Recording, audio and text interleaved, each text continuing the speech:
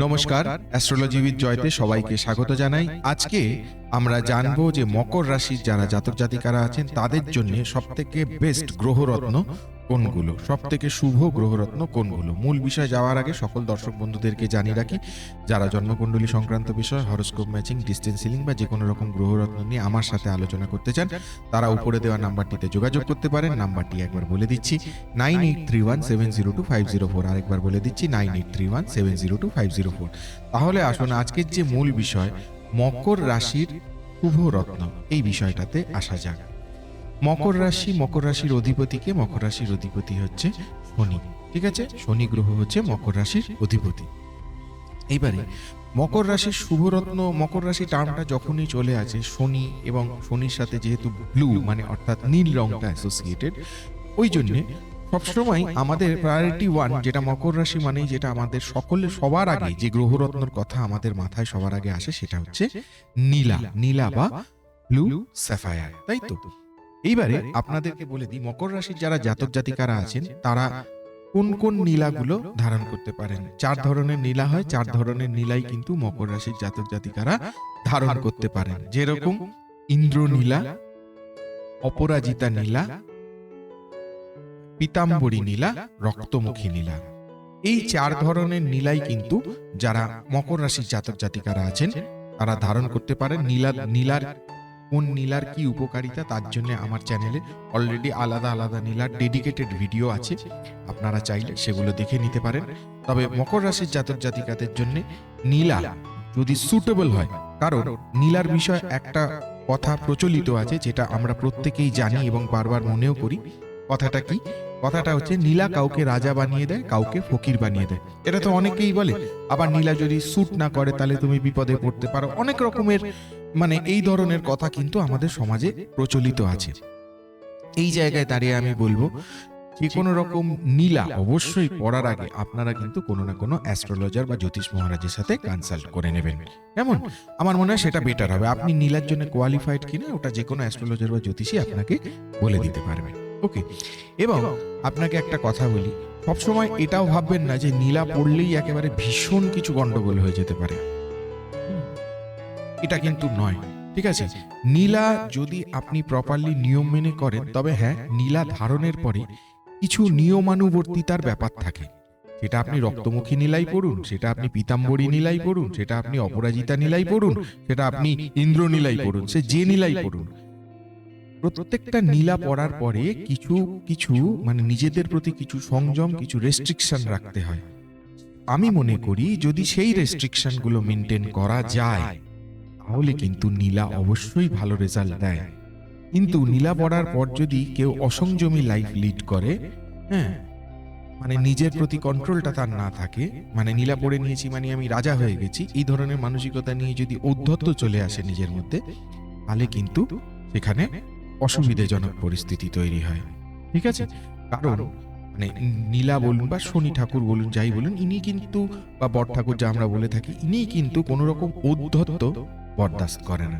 এটা কিন্তু মনে রাখতে হবে আমাদের। ঠিক আছে?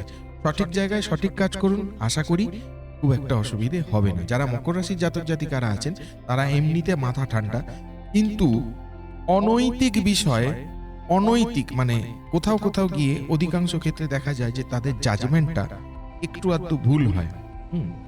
সেই ভুল জাজমেন্টের জায়গা কিন্তু কারেকশন না করলে তখন কিন্তু সমস্যায় পড়তে হয়। আর একটা জিনিস, স্টোন কিন্তু ভাববেন না যে স্টোন পড়লাম মানে আমার সবকিছু হয়ে গেল, তা কিন্তু না। স্টোন পড়লেন যেরকম সেরকম আপনার নিজের ব্যবহার, আপনার নিজের চরিত্র সেইভাবে চালাতে হবে, সেই জায়গাটায় নিয়ে আসতে হবে, সেই ভালো জিনিসটা নিজের মধ্যে ইনকর্পোরেট করতে হবে। ঠিক আছে? যে আমি ভালো মানে ভালো ভালো কাজ করব, ক্রিয়েটিভ কাজ করব, বুদ্ধি দিয়ে কাজ করব। ঠিক আছে? সেইগুলো যখন করবেন তখন অবশ্যই আপনার ভালো রেজাল্ট আসতে বাধ্য। ঠিক আছে? তো নীলার ব্যাপারটা বললাম, নীলা এবং 4 ধরনের নীলাই আমাদের মকর রাশির যারা জাতক জাতিকারা আছেন তারা অবশ্যই ধারণ করতে পারেন। নীলার পরবর্তী কোন স্টোনটা, কোন গ্রহরত্নটা মকর রাশির যারা জাতক জাতিকারা আছে ধারণ করতে পারেন, সেটা হচ্ছে পান্না। খুব ইম্পর্টেন্ট পান্না। পান্না, এবার পান্না আপনারা জানেন, পান্নার আমার অলরেডি ডেডিকেটেড ভিডিও আছে, সেটা ব্রাজিলিয়ান পান্না হোক, কলম্বিয়ান পান্না হোক, প্রত্যেকের ডেডিকেটেড ভিডিও আমার চ্যানেলে অলরেডি দেওয়া আছে, দেখে নেবেন। তাহলেও বলে দিচ্ছি, মকর রাশির যারা জাতক জাতিকারা আছেন, বিশেষ করে যারা ব্যবসার সাথে যুক্ত, বিশেষ করে আমি বলবো যারা বিজনেসের সাথে অ্যাসোসিয়েটেড, তাদের জন্য কিন্তু পান্নাটা ভীষণ গুরুত্বপূর্ণ। অবশ্যই যারা চাকরি করেন তারাও পড়তে পারেন, আবার যারা চাকরি এবং ব্যবসা দুটোই করেন, ভালো করে বুঝবেন, চাকরি এবং ব্যবসা অনেকেই আছে যারা চাকরিও করেন আবার ব্যবসাও করেন, তাদের জন্যও কিন্তু পান্নাটা খুব জরুরি, খুব খুব জরুরি। বা বিশেষ করে নেটওয়ার্কিং বিজনেসের সাথে যারা যুক্ত আছেন, নেটওয়ার্কিং বিজনেস, আমি আবার বলছি, যারা নেটওয়ার্কিং বিজনেসের সাথে যুক্ত আছেন, সেটা যে কোনো রকমের এজেন্সি হতে পারে, যে কোনো রকমের এজেন্সি হতে পারে, ইন্স্যুরেন্স এজেন্সি হতে পারে, ট্রাভেল এজেন্সি হতে পারে, আরো কত ধরনের এজেন্সি হয়, ঠিক আছে, যে কোনো রকমের এজেন্সি বা নেটওয়ার্কিং বিজনেসের সাথে যুক্ত আছেন, তাদের জন্য কিন্তু পান্নাটা ভীষণ ভীষণ ভীষণ ইম্পর্টেন্ট, ভীষণ ভীষণ জরুরি, ঠিক আছে। হ্যাঁ, পান্না হচ্ছে বুধের প্রতীকার, এবং পান্না পড়লে বিশেষ করে যারা মকর রাশির ব্যবসায়ী আছে তাদের জন্য, সেটা নারী হোক বা পুরুষ হোক, যেই হোক, দুজনের জন্যই কিন্তু ভীষণভাবে অ্যাপ্লিকেবল, ঠিক আছে। পান্না কলম্বিয়ান পান্নাও হয়, কলম্বিয়ান পান্নার সামান্য একটু দাম বেশি, ব্রাজিলিয়ান আর জাম্বিয়ানের সামান্য একটু দাম কম, এই যা, ঠিক আছে। কিন্তু একটা জিনিস, যদি একটু দাম দিয়ে ভালো জিনিস কেনেন, তার কিন্তু রেজাল্ট এবং লংজিভিটি দুটোই কিন্তু অনেক হয়, এটাও জেনে রাখবেন, ঠিক আছে। এইবারে মকর রাশির দুটো স্টোন বলে দিলাম, এবারে 3 নম্বর থার্ড প্রায়োরিটি স্টোন কোনটা, মানে গ্রহরত্ন কোনটা আসছে, সেটা হচ্ছে ডায়মন্ড, মানে হিরে, হিরে বা ডায়মন্ড। মকর রাশির জন্য হিরে বা ডায়মন্ডও কিন্তু অত্যন্ত গুরুত্বপূর্ণ। হিরে বা ডায়মন্ড পড়লে মকর রাশির যারা জাতক জাতিকারা আছেন, তাদের কিন্তু যে আকর্ষণ ক্ষমতাটা, সেটা কিন্তু অনেক বেশি বেড়ে যায়, ঠিক আছে। আকর্ষণ ক্ষমতাটা কিন্তু অনেক বেশি বেড়ে যায় যারা মকর রাশির জাতক জাতিকারা আছেন। আরেকটা জিনিসও আমি বলে রাখছি, মকর রাশির অধিপতি শনি, একটু আগে বললাম পান্না, এখন বললাম ডায়মন্ড, বুধ এবং শুক্র কিন্তু অ্যাস্ট্রোলজিক্যালি মোটামুটি শনির সাথে কাছাকাছি বা বন্ধুস্থানীয়, ঠিক আছে। তো এই যে দুটো বললাম, পান্না এবং হিরে, হিরেও কিন্তু মকর রাশির জন্য অত্যন্ত জরুরি এবং গুরুত্বপূর্ণ, ঠিক আছে। এবার হীরের আমার ডেডিকেটেড ভিডিও আছে, হিরে চিনবেন কি করে, বা হীরের কি ব্যাপার আছে, কি লাভ পেতে পারেন, এগুলো সমস্ত আছে, দেখে নেবেন। আকর্ষণ ক্ষমতা বলুন, যাদের বিয়ে হচ্ছে না, মকর রাশি যাদের বিয়ে হচ্ছে না, বা ধরুন বিয়ে হবার পরে হয়তো কোনো কারণে ইয়ে হয়ে গেছে, ছাড়াছাড়ি হয়ে গেছে, ভেঙে গেছে বিয়ে, তারপরে কাউকে জীবনে চাইছেন, পরবর্তী জীবন সঙ্গী বা সঙ্গিনী চাইছেন, নারী পুরুষ নির্বিশেষে বলছি, সঙ্গী বা সঙ্গিনী চাইছেন, সেক্ষেত্রেও কিন্তু ডায়মন্ড একটা দারুণ ভূমিকা পালন করতে পারে, কিন্তু কাউকে না কাউকে আপনার জীবনে ঠিক মানে আপনার জন্য মানে একদম পারফেক্ট ম্যাচ এরকম কাউকে না কাউকে কিন্তু নিয়ে চলে আসতে পারে। হয়তো অনেক দেরি হচ্ছে, লেট হচ্ছে, জিনিসটা হচ্ছে না, কিন্তু দেখলেন ডায়মন্ড পরার পরে হয়ে গেল। এই ঘটনা কিন্তু আমি দেখেছি। তো ভালো কিছু কানেকশন, ভালো কিছু কন্টাক্ট, আকর্ষণ ক্ষমতা, নিজের অরা ক্লিনিং, এই অনেকগুলো কাজ কিন্তু এই ডায়মন্ড করে দেয় আমাদের শরীরে। একটা ওই যে ডায়মন্ডে দেখবেন, ওখানে ডায়মন্ডের 3টে ভাগ হয় ওই রে রিফ্লেকশনের, হ্যাঁ, ব্রিলিয়ান্ট কাট, মিড কাট আর লো কাট, দেখবেন আছে। তো এই যে রে রিফ্লেকশনটা না, এই রে রিফ্লেকশনটা কিন্তু আমাদের শরীরে একটা বিশাল বড় এফেক্ট করে, ঠিক আছে। তো আমি সকলকে বলবো যে আপনারা যখন মকর রাশি যারা জাতক জাতিকারা আছেন, তারা কিন্তু অবশ্যই এই ডায়মন্ডের দিকে দেখতে পারেন, তাতেও কিন্তু প্রচুর লাভ আছে। কিন্তু যে কোনো গ্রহরত্ন পড়ার আগে অবশ্যই আমি বলবো কোনো না কোনো অ্যাস্ট্রোলজারের সাজেশন নিয়ে নেবেন। মকর রাশির আরেকটি গুরুত্বপূর্ণ কি, আরেকটা হচ্ছে যেটা শুক্র এবং শনি দুজনেরই প্রতীকার, যেটা আমি বলবো সেটা হচ্ছে ব্লু জারকন। অত্যন্ত গুরুত্বপূর্ণ ব্লু জারকন একটি স্টোন, হ্যাঁ, এটা কিন্তু কম্বাইন্ড এফেক্ট, শনি এবং যেমন শুরুতে বলেছিলাম পীতাম্বরী নীলা, বৃহস্পতি এবং শনির কম্বাইন্ড এফেক্ট, ঠিক সেরকম ব্লু জারকন হচ্ছে শনি এবং শুক্র দুজনের কম্বাইনে। ব্লু জারকনের উপরেও আমার ডেডিকেটেড ভিডিও আছে, চ্যানেলে দেখে নিতে পারবেন। এবং ব্লু জারকান কিন্তু মকর রাশির জাতক জাতিকাদের জন্য যথেষ্ট এফেক্টিভ, যথেষ্ট এফেক্টিভ। এতে কিন্তু আর্থিক একটা উন্নতির বড় সড় সম্ভাবনা থাকে, আর্থিক উন্নতির, অর্থনৈতিক উন্নতি, সম্পত্তি সংক্রান্ত উন্নতি, এটা আমি কিন্তু দেখেছি, ঠিক আছে। তো আর্থিক উন্নতির একটা সম্ভাবনা কিন্তু এখানে থাকে।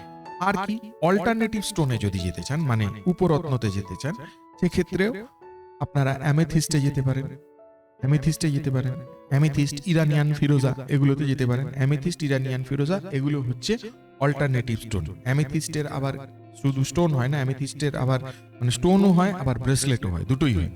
অ্যামেথিস্টের স্টোনও হয়, ব্রেসলেটও হয়, দুটোই হয়। সে আপনি অ্যামেথিস্ট ব্রেসলেটই পড়ুন বা স্টোন ব্রেসলেট অনেক কম দামে পেয়ে যাবেন, ঠিক আছে, ব্রেসলেটের দাম কম, অ্যামেথিস্ট স্টোনের তুলনামূলকভাবে হয়তো দাম একটু বেশি হবে। ঠিক আছে, তো অ্যামেথিস্ট ব্রেসলেটেও পড়তে পারেন, অ্যামেথিস্ট স্টোনেও পড়তে পারেন, দুটো জায়গাতেই কিন্তু আপনি অ্যামেথিস্ট পড়তে পারেন। ইরানিয়ান ফিরোজা তো স্টোন হয়, ব্রেসলেট পড়তে পারেন, ইরানিয়ান ফিরোজা একটা করে বা আংটি পড়তে পারেন, যাই হোক এইগুলো কিন্তু অ্যামেথিস্ট এবং ইরানিয়ান ফিরোজা দুটোই কিন্তু আপনারা ধারণ করতে পারেন, যদি নীলা অবধি খরচ করার সামর্থ্য না থাকে। হ্যাঁ, বা আপনি উপরত্নতে যেতে চাইছেন, ডাইরেক্টলি নীলাতে যেতে সাহস পাচ্ছেন না, সেক্ষেত্রে। আবার একটা জিনিস বলি, সেটা হচ্ছে মকর রাশির যারা জাতক জাতিকারা আছেন আরেকটা জিনিসও পড়তে পারেন, সেটা কি বলুন তো, সেটা হচ্ছে পোখরাজ। পোখরাজ এবং মানে পোখরাজ যেটাকে আমরা বলি ইয়ালো সাফায়ার, মনে রাখবেন নীলা এবং পোখরাজ এদের দুজনের অ্যাকচুয়াল যে কেমিক্যাল যে কম্পোজিশনটা, মানে রাসায়নিক যে ইকুয়েশনটা, কেমিক্যাল কম্পোজিশন যেটা, এটা কিন্তু সেম, শুধু কালারটা ডিফারেন্স। মানে কেমিক্যাল কম্পোজিশন কিন্তু দুটোরই সেম, নীলারও যা পোখরাজেরও তাই কিন্তু এক। হ্যাঁ, এটা ইয়েলো সাফায়ার, ওটা ব্লু সাফায়ার। ঠিক আছে, তো পোখরাজ কিন্তু এই যারা মকর রাশি জাতক জাতিকারা আছেন তারা পড়তে পারেন, অবশ্যই পীতাম্বরী নীলাও পড়তে পারেন তার জায়গায়।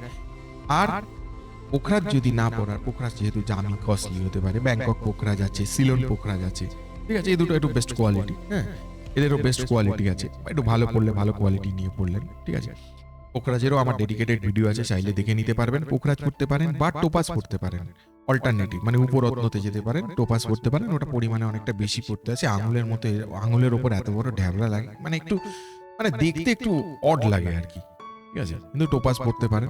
ঠিক আছে, তো মকর রাশির যারা জাতক জাতিকারা আছেন তাদেরকে আজকে আমি এতগুলো অপশন বলে দিলাম, যে এতগুলো গ্রহরত্ন যেগুলো এটা ধারণ করতে পারেন। কিন্তু যে কোনো গ্রহরত্ন ধারণ করার আগে প্রথমেই মনে রাখতে হবে যে কোনো অ্যাস্ট্রোলজারের কনসালটেশন নিয়ে তারপরেই গ্রহরত্ন ধারণ করবেন, নিয়ম জেনে তবেই গ্রহরত্ন ধারণ করবেন, আপনি কোয়ালিফাইড কিনা। আর যদি কোনো এরকম ঘটনা থাকে যেখানে ধরুন শারীরিক অসুস্থতার কারণে কোনো গ্রহরত্ন ধারণ করছেন, তার মানে এই নয় যে সেটা শারীরিক অবস্থা, গ্রহরত্ন পড়লে অসুস্থতা কেটে যাবে, তা কিন্তু নয়, ওটা ভাববেন না। মেডিকেল গ্রাউন্ডে যদি কোনো সমস্যা, অবশ্যই সেটা ডাক্তার দেখিয়ে তার প্রপারলি চিকিৎসা করুন। গ্রহরত্ন কি, গ্রহরত্ন আপনাকে কিছু কিছু ভালো জিনিস, আপনার ভাগ্যে কিছু কিছু ভালো জিনিস হয়তো এনে দেবে, হয়তো আপনার চিকিৎসাটাকে একটু ভালো জায়গায় নিয়ে গেল, বা কোনো ভালো ডাক্তারের সাথে কন্ট্যাক্ট হয়ে গেল, বা হয়তো যেটা টেস্টে ধরা পড়ছে না পড়ে গেল, এই ধরনের কিছু ভালো কিছু হয়তো সেই স্টোন যদি আপনার স্যুট করে, সেই ভালো জিনিসটা কিন্তু অবশ্যই আপনার জীবনে এনে দিতে পারে।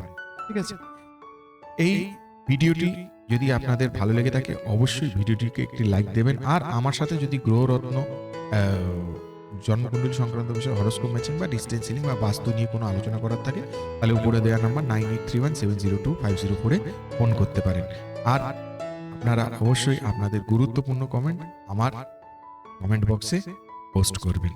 তাহলে সঙ্গে থাকুন, দেখতে থাকুন অ্যাস্ট্রোলজি উইথ জয়। আজকে এ পর্যন্তই, ধন্যবাদ।